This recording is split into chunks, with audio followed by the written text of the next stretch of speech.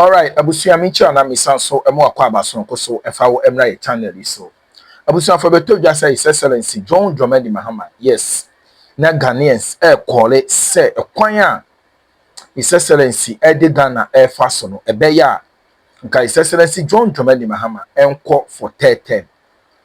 Abusia asem we ebeje ejese ebeje nsem e wo Ghana ha na nya asem to the extent say the opposition party no eye na adwen say asem we ebeto aso dia and the omo de bekwa akowie mu e wo court because na ehye adwemu anase it is alleged say His Excellency John Dramani Mahama epese osesa constitution no se ne beya ebeboa ono ama atumi akọ eye tetem ni efisa asem no akọ akoda na enne eyade ye papa eye Kwesi Pratt obusia na waba abonten abekire nsemu ede sa tetem ya na enkofo ekole say His Excellency John Dramani Mahama enko a His Excellency eba abonten ebe kan say enyade a obekọ for eye tetem no ene Kwesi Pratt ye papa Kwesi Pratt aba abonten aba beliki som ensem bi e de afa eye this third term allegations ho we dey ma me kasa wan pese ya yekọ na yetie enkoma ye papa yiwadi yes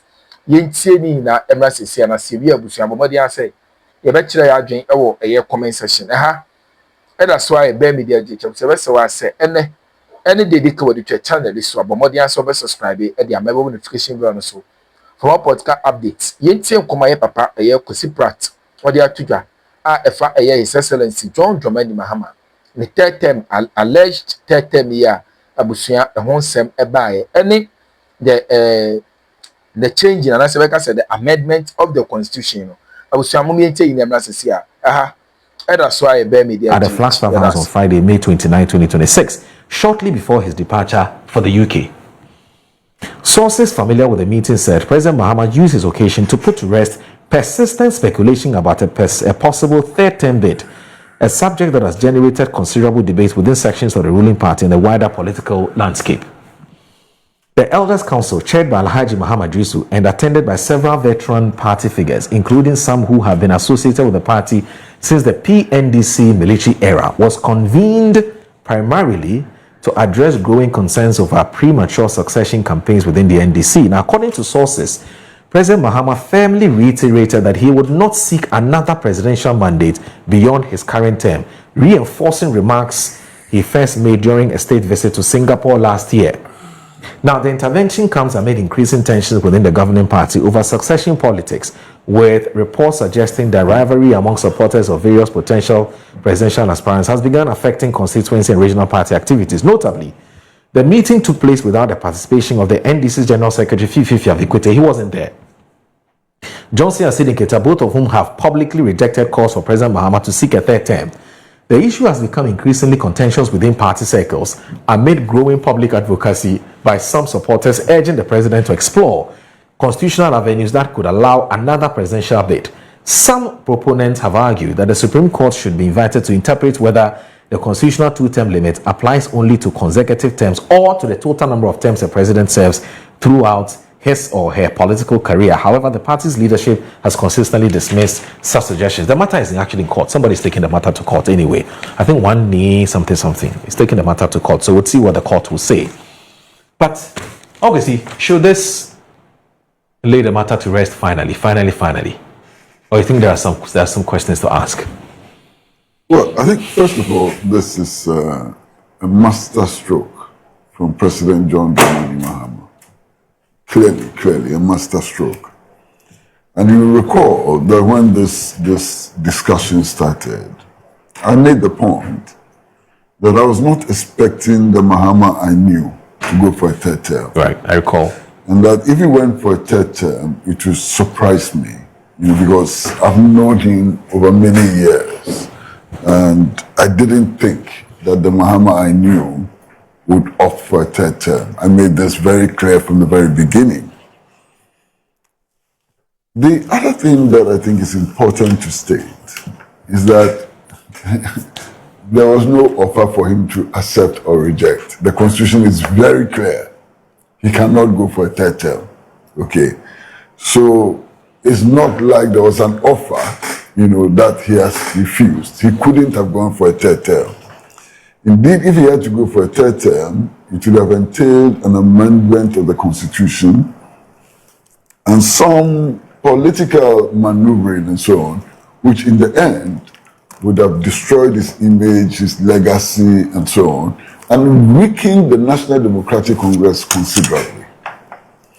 Now, it's important that the party, the National Democratic Congress, at least its executive committee, took a very strong public stand that he would not go for a third term. The party is not interested in campaigning for a third term for President John Dramani Mahama. That was the party position too.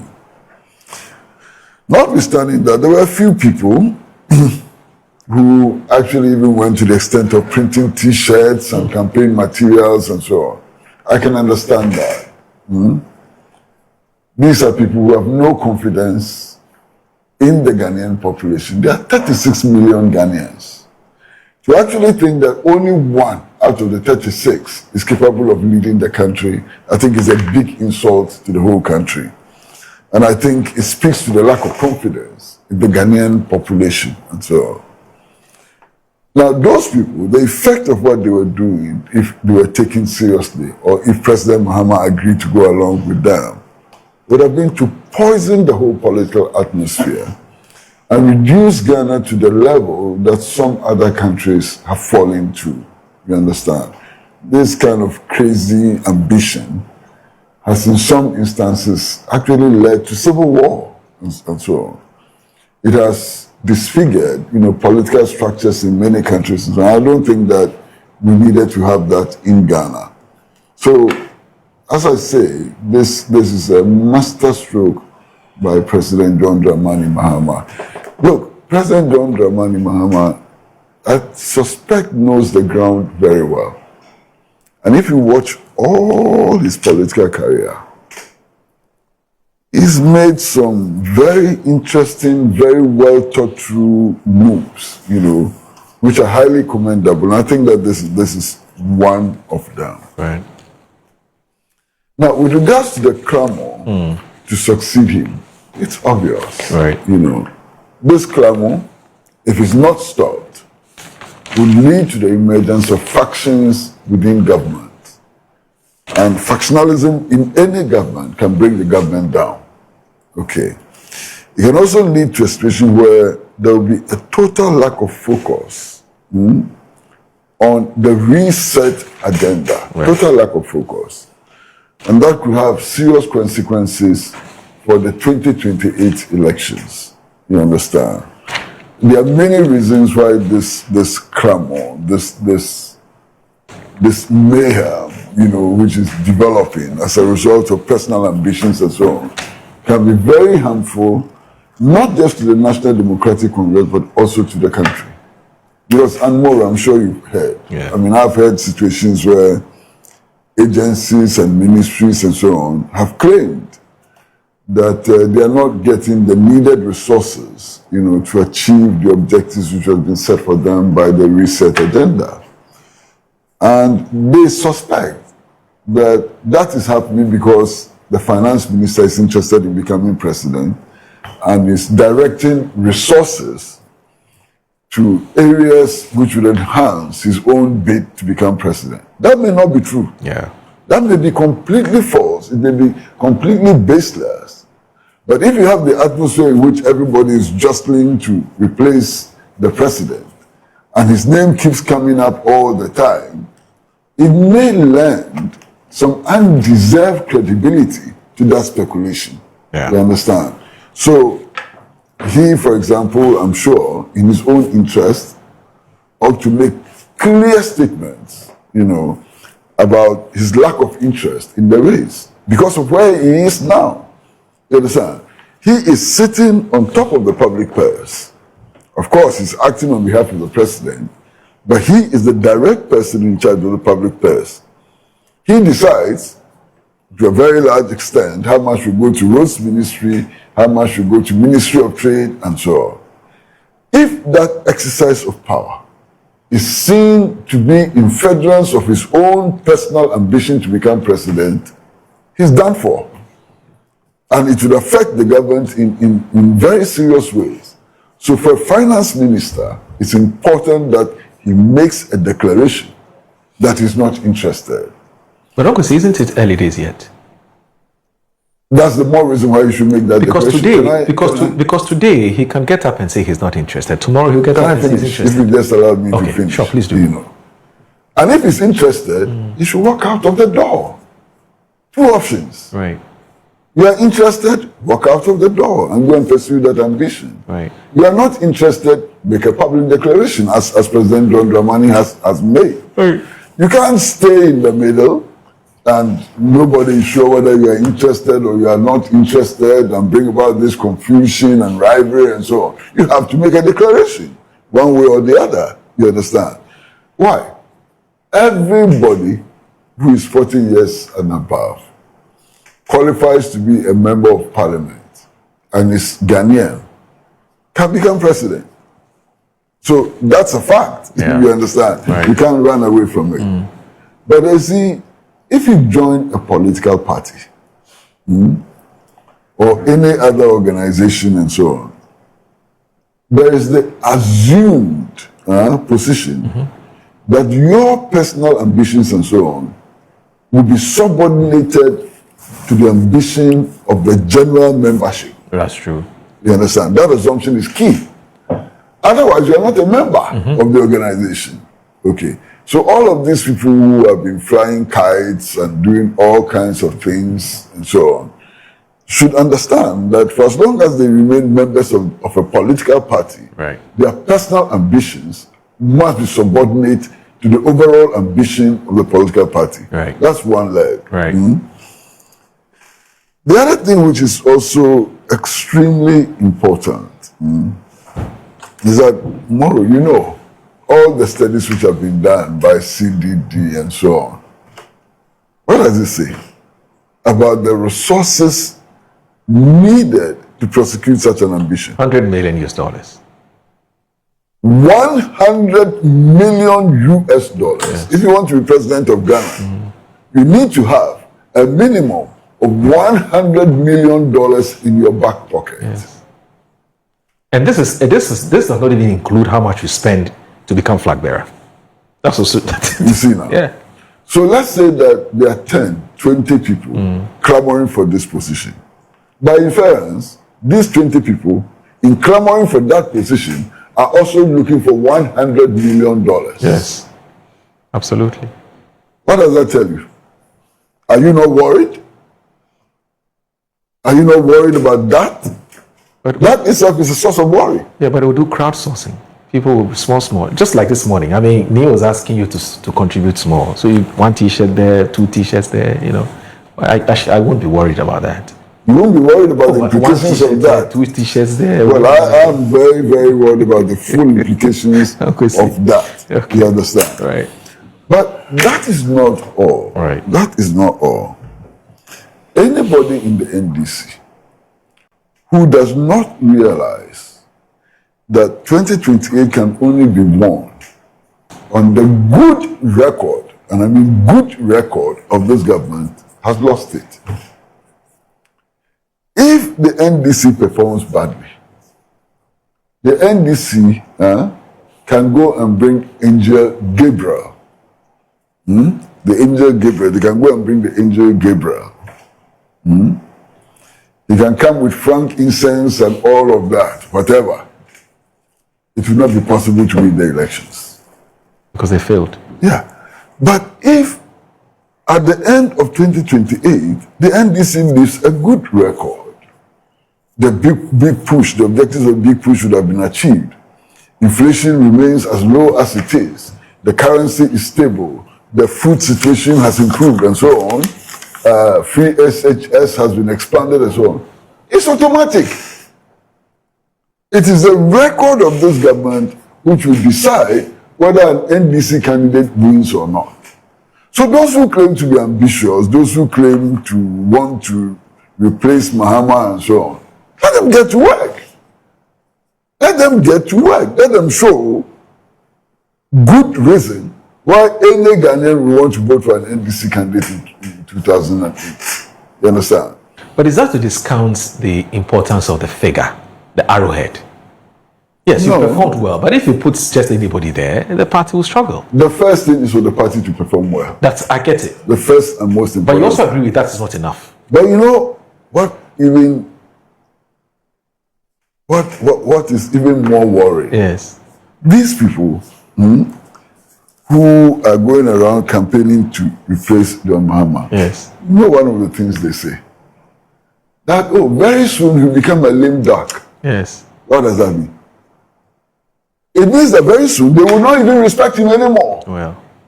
They will not take his instructions. They will not take his leadership. If he becomes a lame duck, what does that mean? Uncle, see, that's It always, means that he has no influence. that is true. Uncle, see, that's our reality as a people. Usually the president The people who are working with the president, should not be the saying people things like the that. president has appointed to help him achieve his goals and so on, are turning around and telling us in the public that, don't mind him. Very soon he's going to be a lame dog. Very soon he will be of no consequence and so on. And the president will keep them in his government. Sack them! One time, just sack them. Who is this person? Huh? Who is this person? Whoever thinks that very soon the president is going to be a lame dog is implying that very soon he will not work with the president's instructions. Maybe the president is not aware. Well, if he's not aware, then there's a problem with his intelligence. If he's not aware, then there's a problem with his intelligence. Now, these people are going around the country. They're having conversations with their sponsors. They're having conversations with their supporters. They're doing all kinds of things. The intelligence must pick these things up. Yeah. The president must be adequately briefed, about what is happening on the ground. And he has to advise himself accordingly. Okay. Just hoping that they would listen to the advice of the Council of Elders. I was just about to ask you. I'm hoping that they will listen to the advice of the Council of Elders and they will conduct themselves properly. If they don't, the president will have no choice than to crack the whip and to crack it well. Okay. You understand? All right. To crack it with vim. Me? When I say you, the NPP was a bit uncomfortable when this whole third-term agenda was discussed, and you have said you fight it fiercely with all the might that you can muster. Now we're told, finally, last, okay, he's not going anymore. Moro, because he has spoken well. But I think that if we want to go by that statement, I will have said that the question put before the president by the Council of Elders and this was totally needless. And why do I say this? The president on quite a number of platforms have made it categorical that he's not interested in a third term. So why do you want to trap him? Why do you want to trap the president to commit him on his word? So for me, I felt it was totally needless. And when you look at... Benny, it is possible that even though I agree with you that the president may have stated it publicly that he's not interested. That's why I said they wanted to, and that is for the sake of certain interests within their party. Yes. And you see, when you look at some history and some presidents of our continent, their conduct in amending their constitution for the sake of staying in power, you realize that the insecurity in their country is up there. True. One is, you remember, even Ouattara, Cote d'Ivoire. Yeah. He did it in 2020. Okay? Alpha Conde, Guinea, in March 2020. Nyasingbe's son, Fure. Yeah. Four Nyasingbe in 2019. Yeah. And last year, look at the problem they had in Togo, where you amended the constitution, they want to. I mean, what's this? Obia, over 90 years. The Speaker of Parliament is over 80 years. Head of National Security is over 80 years. I mean, you look at all these characters and they said they want to hold on to power. And you still want to cling to power. Yoweri Museveni, he amended the constitution. Obia, Ismail Omar Gula in Djibouti. So you look at all these presidents we have in Africa, and they still want to hold on to power. You are not helping your cause. So, in fact, if the president has agreed to go on a third term, he will have set this country into an inferno. Yes, this country will have been on a heat because it's not going to help us. A whole soldier for 11 years who governed us with gun before he metamorphosed himself into a constitutional rule. 19 years could not amend the constitution. Yeah. He died out graciously. May he so rest in peace. President Rawlings, he could not amend the constitution. When even he was at his peak, he said, look, I've done my bit. So let me go and usher the country into the constitution. President Kufuor could not amend it. Professor Mills, may he so rest in peace. He couldn't finish. President Mahama continued. 2016. So he just want to fulfill his second term and he has done it. But I can tell you, the NDC, they are crying because they know they don't have a better candidate. That's why they are crying. They don't? No, I'm telling you. Because Kwesi said something. He said it is based on their performance that will determine 2028. So they'll be retained. Even when they bring Inge Gabriel, Inge Michael. But the situation we find ourselves in, the economic theory that the NDC have practiced, reduce inflation, reduce interest rate, reserves over there, but the reality when you go on the ground is not what is reflecting, except where you live in mass and you don't want to face the reality. That is not what is happening there. Where you sterilize the economy and take all these monies in the name of government bills. The dynamic reserve ratio that the NPP promoted to make sure that those banks, these local banks, who could not give credit to the private sector, they find interest lazily, they find interest in government bills. They just go and dig and off they go without investing in critical sectors of the economy.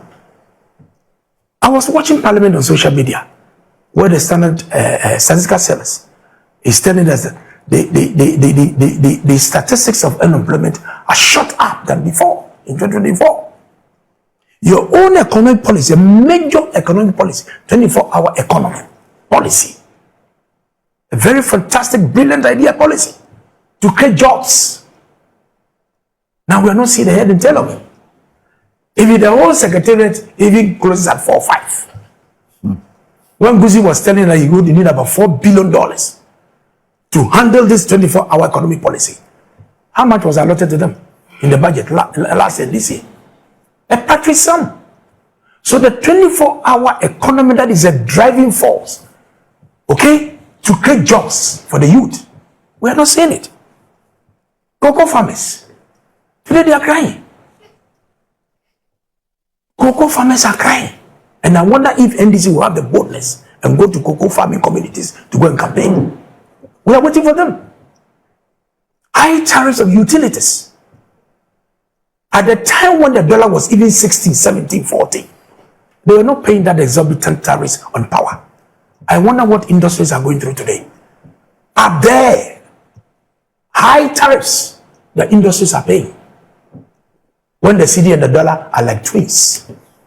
Inflation is 3.2%. And you are paying high tariffs of power. We are waiting for them. Galamsey fight. Galamsey fight. My brother is here. In our time, Kwesi was up there talking. You know what I was saying? Now the president has owned up that his own party people are leading the charge in the Galamsey fight. The water has not changed. It's even worse than before. You see national security operatives holding raffles, going into forestry commission officers in these forest areas. They go and lock up these officers of forestry commission staff who are fighting the Galamseyers. And I recall the president on the platform, campaign platform, saying that when he comes, he's going to arrest all the Galamsey kingpins. All those by day guys who go and hustle for get something by day, they are not the right people to be arrested. You know what I was saying? What are the Galamsey kingpins? Mr. President, you have failed in the Galamsey fight. We are waiting for them. Women's Bank. Women's Bank. Today, the minimum capital is 400 million Ghana cedis. Where is the Women's Bank? They promised the women. You haven't heard why do we need the seed capital which has been given 50 million cedis please. For them to study. We are in the 6th month. 18 months in his government. My point is the women are still expectant. No, my point is something. Cool down. Okay. Cool down. Okay. I promise you, if you're about. Okay. What you told the people is what you should bring. So we're waiting for them. When the Bank of Ghana is making losses of 44 billion cedis, just to hold the neck of the cedi against the dollar, when minority was trying to point out some of these things along, it was not 15 billion you spent. You lost 44 billion Ghana cedis just to make sure that the dollar in the cedi, you are promoting other economies. Promoting other economies because of importation. Destroying